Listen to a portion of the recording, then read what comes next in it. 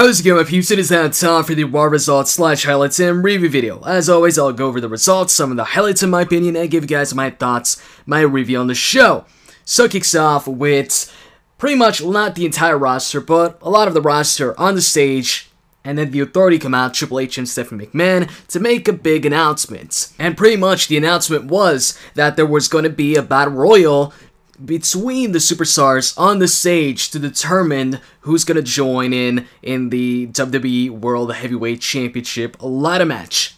Now, Triple H points out that there are going to be some superstars, though, that aren't going to get that opportunity in that battle royal because they failed to evolve. Those superstars are Roman Reigns, Dean Ambrose, and John Cena. John Cena was on the stage, Dean Ambrose and Roman Reigns weren't on the stage. So then they explain to John Cena that, you know, John Cena, you like to help people. You helped out Daniel Bryan a couple weeks back, and last week you helped out the Shield. So tonight, we want you, to help us. And then they go over how they advertised a stretcher match between Kane and Daniel Bryan. And since Daniel Bryan's out, they don't want to lie. So they're going to have that match. They're going to have a stretcher match. It is going to be John Cena versus Kane in a stretcher match. And then Kane's music hits, and you have like an ambulance like move up or come to the stage or right next to the stage, and they pull out a stretcher and they put it like onto next to the barricade. Oh yeah, and also they announced that if John Cena does beat Kane, then he will qualify and be entered in the ladder match. Now, also Kane comes out and when his music's playing, he comes out and just looks at the ambulance and then leaves. And then after that, it was the first match, Seth Rollins versus Dolph Ziggler. I think this is the third time they faced off one-on-one since Seth turned heel. I think they faced off on Main Event, SmackDown, and now the third time on Raw. So pretty much on every show. In the end of the match, Seth Rollins hits the powerbomb onto the turnbuckle, and then Dolph is out. He's on the ground, and then he picks him up once again and hits it once again on the turnbuckle, the powerbomb. So he hits 2 in a row, and then he follows that one up with the blackout, or actually the curb stomp, and it looked like he was just gonna go for the cover and win the match, but actually Dean Ambrose comes out of nowhere and starts beating up on Seth Rollins. Seth Rollins quickly rolls out the ring, gets out of there, runs to the stage, and then Dean Ambrose pretty much, he challenges him to a fight, tells him to, come down the ring and fight. And Triple H then appears on a Titantron and says, "I know you like to fight, Dean Ambrose, so I'm afraid I've got some bad news." And then Bad News Barrett's music hits. He comes out for a matchup against Dean Ambrose. And Dean Ambrose is fighting actually in a black tank top, and jeans. So that might be his new ring attire. I'm not sure. And also when it came to Seth Rollins, he wasn't exactly in his complete Shield gear, because he didn't have like the vest on top. Instead, he was wearing pretty much what Dean Ambrose was wearing before. So anyways, Bad News Barrett versus Dean Ambrose. And this match also ends in not a disqualification, but it ends in a count out. So it doesn't end with a pinfall or submission. But it was a nice match, and also in the end, Seth Rollins is up on the announcer's table. That's after Dean Ambrose hits his, clothesline, where he bounces off the second ropes. After he hits that, both him and BNB are down, and then Seth Rollins appears on top of the announcer's table. That distracts Dean Ambrose, and then Seth Rollins tries to get on top of the apron, and I believe Ambrose takes him down, and then he throws Barrett out of the ring as well, and then he hits a suicide dive on both of them. And then he starts fighting with Seth Rollins. Actually, he's just doing the fighting. He's just beating up Seth Rollins. Seth Rollins isn't fighting back. Instead, he's retreating. And while Ambrose is chasing after Seth Rollins, because Seth Rollins actually goes over the barricade, and Ambrose follows him and punches him some more. Referee's counting. Bad News Barrett already got back in the ring. And then, the referee gets to the count of 10, so he counts out Ambrose. And then Ambrose, he looks at Barrett, who's in the ring, who's celebrating now, and he goes over the barricade, gets back in the ring, clotheslines Barrett from behind, and then he hits a dirty deed, the headlock driver, on Barrett. And then actually after that, we hear some new theme music hit. So it looks like Dean Ambrose also has his own entrance music now. So after that, we see Roman Reigns sitting down backstage. He sees Vickie Guerrero passing by with like 2 coffees for Stephanie and Triple H. And then he stops her, tells her, hey, when are you going to put, a good word in for me so that they can put me in the Battle Royal?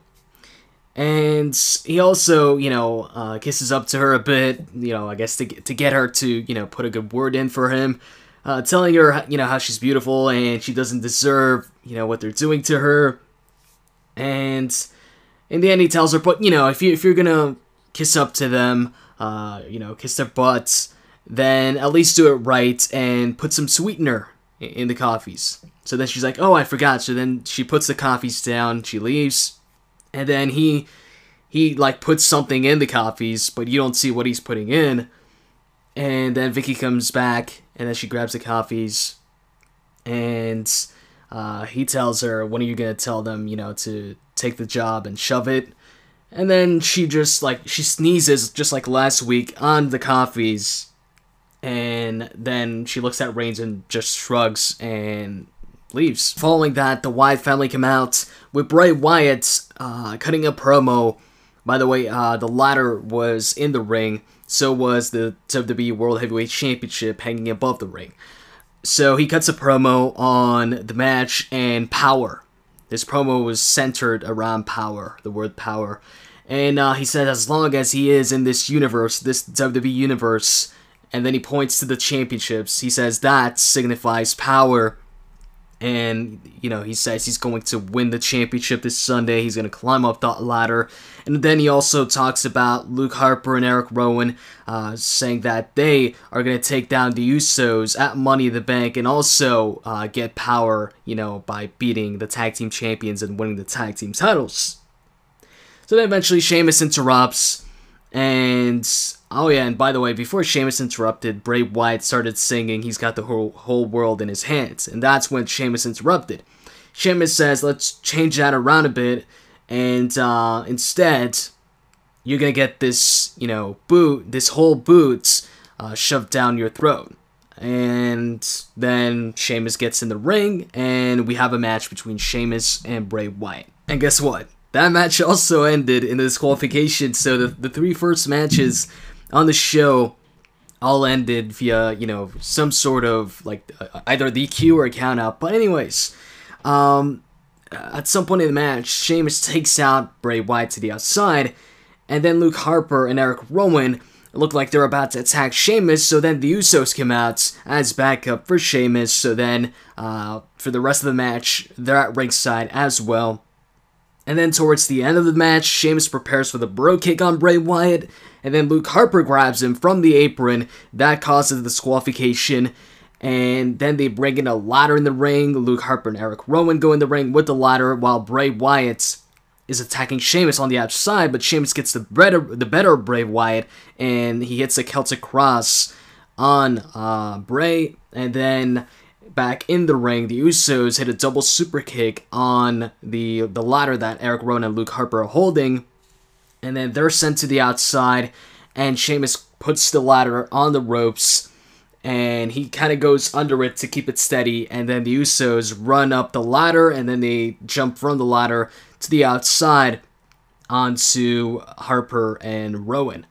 And then Sheamus grabs the ladder and just throws it on Eric Rowan and Luke Harper on the outside. And then backstage, we see Vickie bring the iced coffees to Triple H and Stephanie.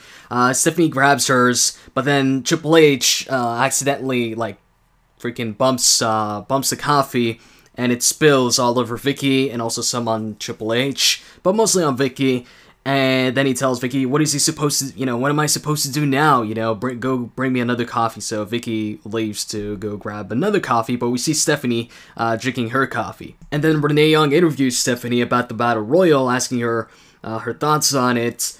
And Stephanie talks a bit while sipping her coffee, and then in the end, she kind of looks down, and it looks like she isn't feeling too well, and she just says, and may the best man win, and then she runs off.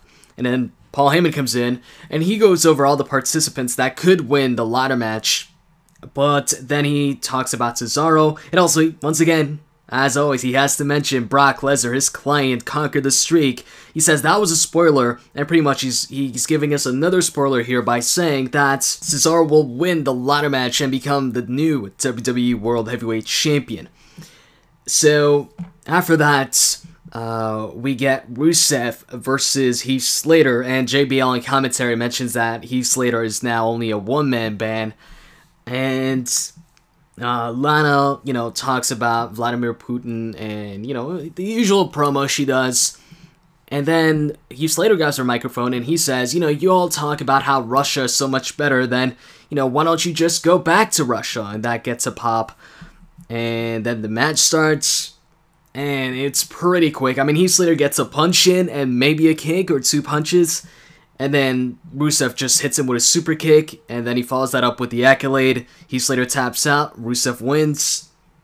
And after the match, we go back to backstage where we see Triple H, Vickie, and Stephanie. Well, Vickie's coming back with, the coffee, and actually Stephanie is in the bathroom, not feeling too well. It sounds like she's throwing up.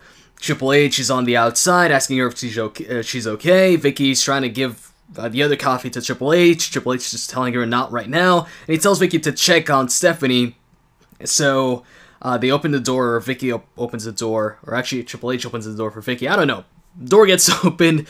And then all of a sudden, we see like some vomit coming out. We don't see Stephanie, throwing up, but we see some vomit coming out of the door or the bathroom, and it goes all over Vickie, not once but twice. It's like bleh, and then like maybe a second pause, and then once again bleh. So then after that, Stephanie McMahon comes out of the bathroom, and Triple H tells Vickie that they're gonna leave, and that Vickie is left in charge. So then they leave, and then with Vickie, alone, she screams like, she does sometimes. And then once they come back from commercial, we see Roman Reigns go up to Vickie and telling her, next week she might not even have a job, but tonight, since she's left in charge, she can stand up for herself and shove it to the authority by putting him in the Battle Royal. So she actually ends up doing it. She says, fine, you're in the match. And then she just closes the door, and Reigns smiles. And after that, we get Renee Young interviewing Kevin Hart, the guest host, or actually the guest star overall, about his new movie. And then the Rosebuds and Adam Rose come up to him. Adam Rose says his movie's awesome, or it's great. And then he tells Kevin Hart to stop thinking like a man, because his new movie's called Thinking Like a Man. He tells him stop thinking like a man and think like a rosebud. And then Kevin tells him, I'm not sure what that means, but if it means what I think it means, then no. And then Adam Rose tells him stop being a lemon, start being a rosebud. And his group starts singing his theme song, and they leave. And then Kevin Hart also starts singing the theme song while he leaves. And then after that, we get a match between the team of Fandango and Layla and the team of Summer Rae and her partner Adam Rose. Now, they show the replay of main event where Summer Rae was interviewed, and she, in the original video, in the original episode, Summer Rae called Layla a twat, and they edited that out, and instead replaced the twat with cat. I don't know, I thought that was pretty funny. I was wondering, right when I saw that they were going to show the replay, I was wondering if they were going to edit that out or something like that. And they did. They replaced it with cats, which I got a good chuckle out of it. But anyways, yeah. The match actually ends up being pretty much one-on-one when Layla just runs away and Summer Rae chases her off. So then it's down to Fandango and Adam Rose. And then shortly after, Adam Rose hits his finisher, I think it's called the Party Foul, which is pretty much a headlock driver, kind of like Dean Ambrose finisher. And he hits that, covers him, and wins the match. Afterwards, he invites Kevin Hart to get in the ring, and Kevin Hart dances in the ring. And then they both get on the apron and fall down onto the Rosebuds, the crew, and they catch them and, bring them up the stage. And that was it for that. So then following that, it was time for the Battle Royal to determine who's going to join Cesaro, Bray Wyatt, Randy, and Del Rio, as well as Sheamus in the ladder match for the WWE World Heavyweight Championship at Money in the Bank. So, just to name some of the participants in the match, you had Curtis Axel, Ryback, Roman Reigns, of course, Kofi Kingston, Jack Swagger, Rusev was in there. As soon as I saw Rusev was in the match, I was like, alright, I can see, you know, freaking face-to-face between Roman Reigns and Rusev, probably at the end of the match. Like, these two will be, like, the two last guys in the match. And that ended up being right. But anyway, some of the highlights in the match. First off, Damien Sandow was dressed as LeBron James. He got eliminated first because he got in the middle and was kind of grabbing attention.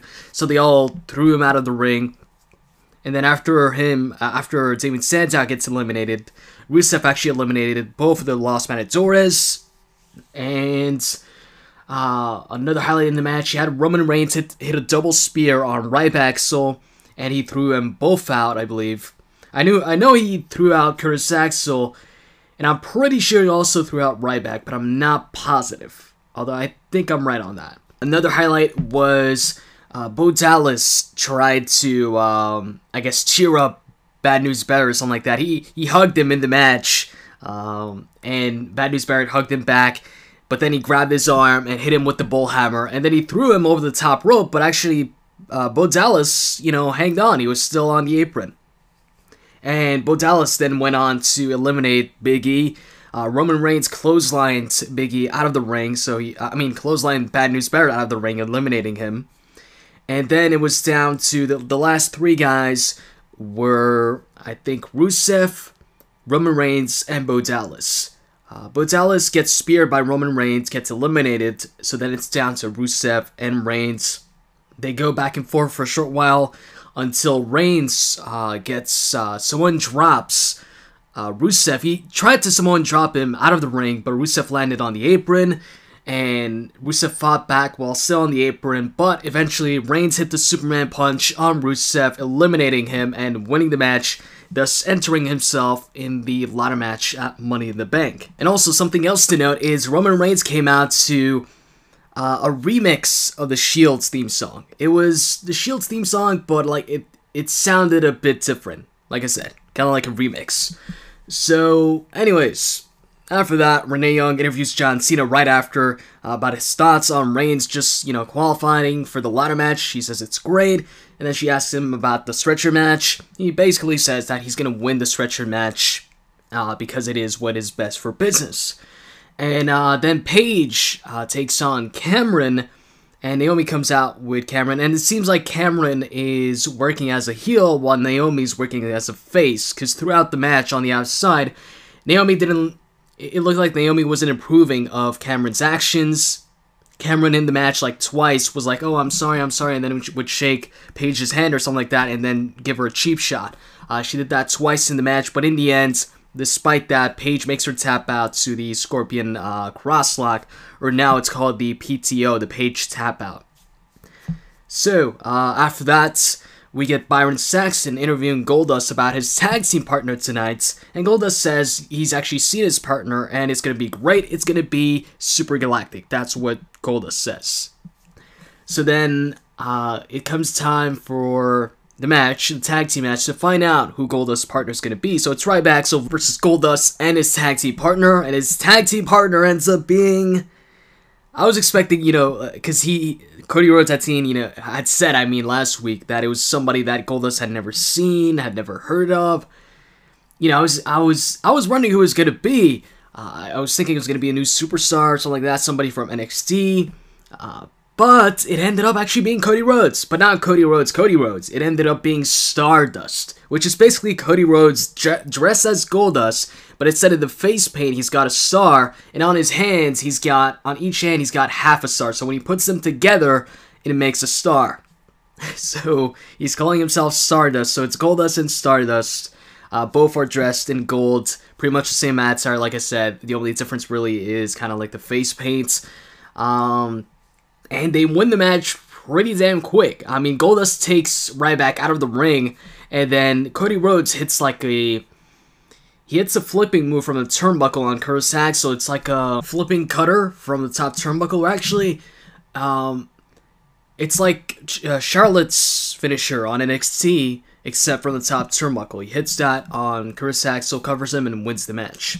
And also, Stardust also has his own theme song. It's kind of similar to Goldust's theme, but anyways, after that, it was time for the main event, John Cena versus Kane in a stretcher match where the winner qualifies for the WWE World Heavyweight Championship ladder match at Money in the Bank. So let me go over some of the highlights of the match. You had John Cena trying to go for an attitude adjustment on Kane on the steel steps, but Kane countered it into a DDT on the steps. You also had Cena hitting the attitude adjustment on Kane through the announcer's table, and after that he grabs Kane in the attitude adjustment position once again, and then he just carries him on his shoulders all the way up the ramp, or like up where the stretchers are, which is like on the bottom of the ramp right next to the barrier. The barrier? I mean the barricade. Anyways, so he grabs Kane and he puts him on top of one of the stretchers, because there's two stretchers there. Puts him on top of it, and the stretcher just falls down with Kane with it. So, you know, that didn't go too well. So, John Cena and Kane then both fall down. Well, Kane falls because the stretcher fell, but also Cena also falls, you know, to sell that, you know, he freaking carried Kane from the announcer's table all the way to the barricade, so he's exhausted, so he falls down too. But then he gets back up and grabs Kane once again, and he puts him once again on the stretcher, but this time the other stretcher. This time the stretcher doesn't fall down or anything, and it looks like Cena's about to, you know, push Kane to the outside. Not to the outside, I mean to the stage. But then we hear the crowd getting loud, and usually when the crowd gets loud, that means, you know, somebody's about to interfere. And yes, Seth Rollins and Randy come in and attack Cena. And then they put Cena back in the ring, where Randy hits an RKO on John Cena. Seth Rollins goes ahead and grabs a steel chair, while Randy grabs Cena and, holds him for Seth Rollins to hit him with the chair. But before he can do that, Dean Ambrose comes in for the save. He goes after Seth Rollins, and then he throws Randy over the top rope. He clotheslines Seth Rollins over the top rope, but then he turns around into a chokeslam from Kane.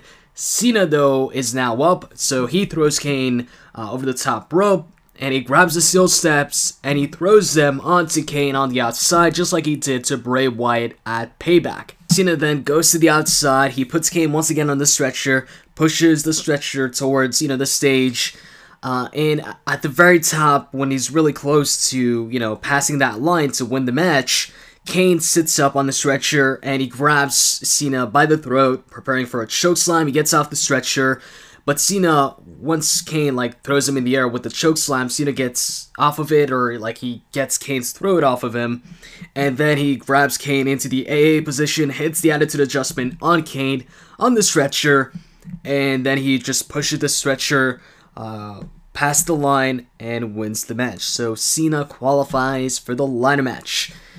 Cena then celebrates, and that's pretty much it for Raw. So, what did I think about the show? What are the highlights of the show? Highlights, in my opinion, I thought first off, the beginning of the show, with the Authority announcing the Battle Royal, and then, you have Seth Rollins versus Dolph, and then that gets interrupted. That turns into Dean Ambrose versus Bad News Barrett. I like that beginning. And despite, the matches ending in a DQ countout, and even the third match, which was Bray Wyatt versus Sheamus, ending in also, I think that was a DQ? Yeah, that was a DQ when Luke Harper interfered. Despite, the DQs and countouts in the beginning, I thought it was a solid, start to the show. And we got to see that now that Dean Ambrose has his own theme song, so does Roman Reigns, although that wasn't in the beginning of the show. But looks like the Shield is now, on their own. I mean, tonight, even in the main event, when Dean Ambrose came in for the save in Cena's match against Kane, I was expecting maybe Roman Reigns would also come out. So, because, you had Randy and Seth Rollins there, and also Kane. So I thought Roman Reigns, Dean Ambrose together, 3-on-3. But no, it's actually just Dean Ambrose on his own. And Dean Ambrose, has his own theme song now, so does Seth Rollins, he turned heel, so does Roman Reigns, although that's more so a remix, but they've all got different theme songs, and they've all got somewhat of a different attire. I mean, they're all still wearing, black and black pants. Actually, no, Dean Ambrose isn't wearing black pants, he's wearing jeans, but he's wearing a black tank top. Seth Rollins is wearing, you know, that Nike like muscle shirt or whatever, and Roman Reigns is still wearing, you know, the original Shield gear. Seems like Reigns is like the one that's gonna carry, or that's going to hold on to the Shield's attire and just the whole Shield thing the most, because he's got the Shield theme song, but you know, it's a slight remix, and he's still got the Shield gear intact. While Dean Ambrose, on the other hand, now looks like his ring attire is just a tank top, black tank top, sorry, with jeans. Seth Rollins, though, he just took off the vest. I'm wondering if Seth Rollins, you know, ring attire is going to change in the coming weeks.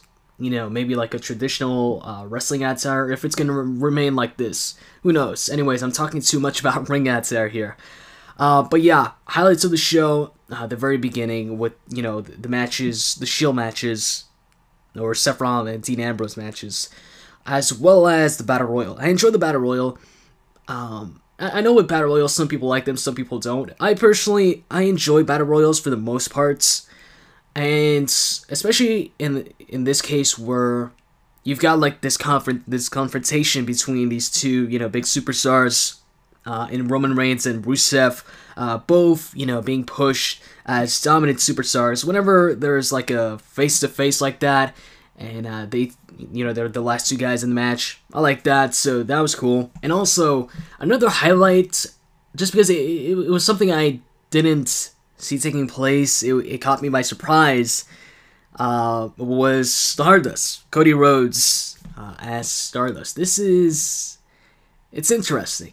I want to see where they go with this, because what I saw when Cody Rhodes said Goldust needed a new tag team partner, you know, the weeks before that event, Cody was kind of acting like kind of heelish when he was losing matches towards Goldust. Seemed like Cody Rhodes was going to turn heel, and when they incorporated this whole thing where Cody's trying to find a partner for Goldust, I was wondering, like, how is this going to play out? How is Cody going to find Goldust a tag team partner and also at the same time turn heel? Is he gonna find him a partner that turns on Goldust? He's gonna tell Goldust, you know what, let me be your partner again, and then turn on him? I wasn't sure what was gonna happen. It's the whole Cody looking for a new partner for Goldust while, you know, turning heel. I didn't see how, like I said, how it would play out and how it would work. Sorry, but looks like the plan right now isn't for Cody to turn heel or something like that. It's for Cody to, you know, take on this new persona as Stardust and team up with Goldust. I mean, right now, I guess this team fits more, like it's more of a tag team than when they were the Rhodes brothers, because, you know, you had Goldust and you had Cody, and they were like two different, you know, characters, two different, you know, people, with Goldust being, you know, the bizarre one, Cody being like the normal one, but now they're both the bizarre one. So it's gonna be interesting to see what they do in the next couple of weeks. If this is gonna be, I'm thinking it's gonna be like, you know, a comedy tag team, and I'm a fan of comedy tag teams. So, you know, I'm looking forward to seeing where they go with this. Oh, and also, how could I forget? I was right. If you guys check out my match card prediction video I posted up today, Dean Ambrose versus Seth Rollins, which is a match I think will take place at Money in the Bank, I said that I think the last two competitors in the ladder match for this championship at Money in the Bank would be John Cena and Roman Reigns, and I ended up being right. So that's pretty cool. Anyways, that's all I gotta say. I hope you guys enjoyed this video, and if you did, as always, can click that like button down below. I'd really appreciate it. And with that said, I'm out. See you guys.